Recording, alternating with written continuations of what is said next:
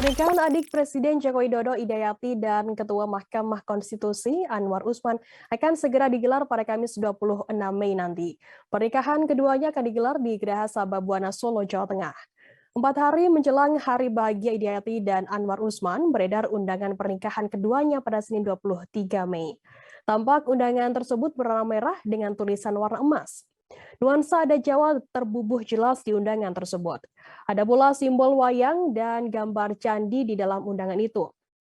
Nantinya pernikahan Idayati dan Anwar digelar tanpa adanya piring terbang maupun prasmanan. Acara pernikahannya hanya dengan konsep hampers atau makanan yang dibawa pulang. Hal itu diungkapkan oleh pemilik Asmoro Dekorasi yang menangani dekor di pernikahan Anwar Usman dan Idayati, Ranu Asmoro. Ranu mengatakan selain itu layout pernikahan untuk tamu yang datang langsung menuju ke mempelai. Kemudian tamu akan langsung mengambil hampers. Ranu mengatakan ada sekitar 500 undangan yang disebar untuk 2 sesi, yakni sesi ijab dan juga sesi resepsi. Jangan lupa subscribe, share, komen, dan like ya.